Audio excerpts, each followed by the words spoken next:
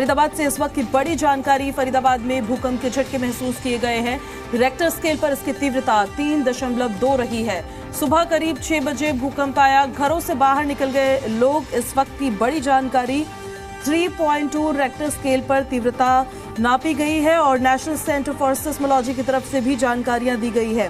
उनकी तरफ से बताया गया है कि इसकी तीव्रता 3.2 रही है। जो इसकी गहराई होती है यानी कि डेप्थ 5 किलोमीटर अंदर भूकंप आया है और सुबह 6:28 पर भूकंप के झटके महसूस हुए हैं। 22 जुलाई 2025 आज की ये तारीख।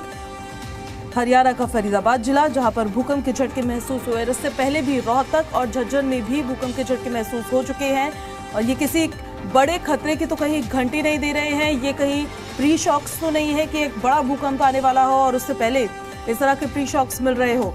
तो कई तरह के देखिए सवाल अब खड़े होने शुरू हो जाएंगे कि आखिर हम कितने तैयार हैं अगर भूकंप और इसका असर दिल्ली और एनसीआर में किस तरीके से पड़ेगा। दिल्ली पर सबसे ज्यादा किस तरीके से पड़ेगा। एनसीआर की रीजन्स जहां पर हाई राइज सोसाइटीज बनाई गई है जो तैयार भी नहीं है भूकंप के लिए, वहां पर किस तरह का पड़ेगा अगर कभी यहां पर भूकंप आ जाता है।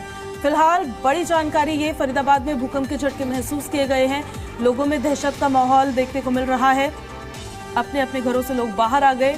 तस्वीरें भी हम आपको दिखा देते हैं। सामान हिलता हुआ नजर आ रहा था, पंखे हिलते हुए नजर आ रहे थे और जैसे ही लोगों को इस बात का इल्म हुआ कि भूकंप आ रहा है तुरंत घरों से बाहर निकल गए।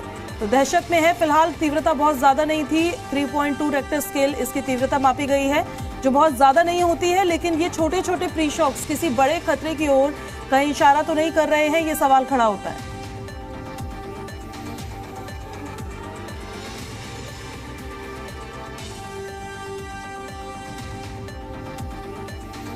फरीदाबाद में भूकंप आया है और लोगों में दहशत का माहौल देखने को मिल रहा है। हालांकि रिक्टर स्केल पर तीव्रता 3.2 ही मापी गई है। बहुत ज़्यादा नहीं होती है ये अगर रिक्टर स्केल के हिसाब से देखा जाए, लेकिन सुबह करीब 6 बजे आया ये भूकंप, इसलिए सवालों को पैदा करता है, खड़ा करता है, क्योंकि ऐसा पहली बार नहीं हो रहा है। अभी 1 महीने के अंदर अंदर ही झज्जर में भूकंप के झटके महसूस किए गए हैं, रोहतक में भूकंप के झटके महसूस किए गए हैं और अब देखिए फरीदाबाद में। तो हरियाणा में आखिर क्या हरियाणा जो है वो सिस्मिक जोन के अंदर आ रहा है? कौन से जोन के अंदर आ रहा है? कोई खतरे की घंटी तो कहीं नहीं है। फिलहाल जो जानकारी मिल रही है उसके मुताबिक फरीदाबाद में जो भूकंप आया 3.2 रिक्टर स्केल पर उसकी तीव्रता मापी गई है। 5 किलोमीटर अंदर जमीन से डेप्थ उसकी बताई जा रही है। सुबह 6 बजे इसका केंद्र गुरुग्राम से लगभग 17 किलोमीटर दक्षिण पश्चिम में था। झटके हल्के थे, केवल जो ऊंची ऊंची इमारतें थे उनके ऊपरी हिस्सों में महसूस हुए, लेकिन कोई जान माल का नुकसान फिलहाल नहीं हुआ है।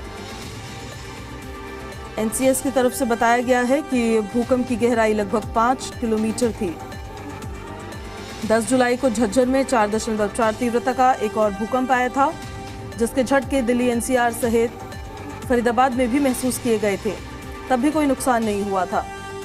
फरीदाबाद में पिछले 30 दिनों में 2 बार हल्के और पिछले 1 साल में 3 भूकंप दर्ज हुए हैं।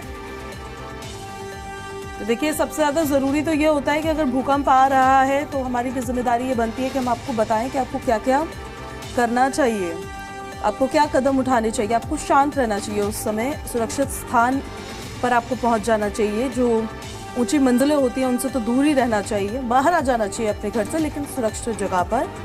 और आधिकारिक जानकारियां जो प्रशासन की तरफ से दी जाती है उसको जानना चाहिए। आपको घबराना बिल्कुल नहीं होता है। आपका डेस्क है या मेज़ है या फिर मजबूत फर्नीचर है, उसके नीचे आपको चले जाना होता है। खिड़कियां, शीशे, अलमारी, इन सब से दूर हट जाना होता है क्योंकि ये सबसे पहले टूटते हैं।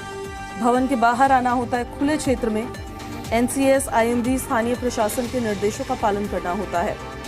आज सुबह 3.2 तीव्रता का हल्का भूकंप महसूस हुआ है, जिससे कोई नुकसान नहीं हुआ है। और एनकाउंटर्स के बारे में अगर हम बात करें तो जुलाई में पहले भी 4.4 का झटका आ चुका है, लेकिन चिंता की कोई बात नहीं है।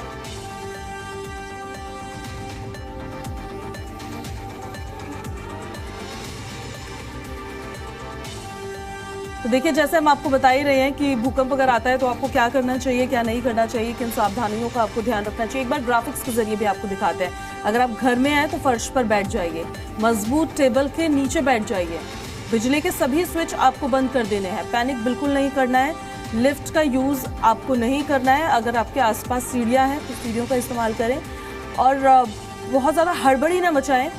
आराम से, शांति से अपने भवन से या फिर जिस भी बिल्डिंग में आप हैं उससे बाहर निकले। हड़बड़ी मचाने से भी कई बार भीड़ इकट्ठा हो जाती है और समस्याओं का सामना करना पड़ता है।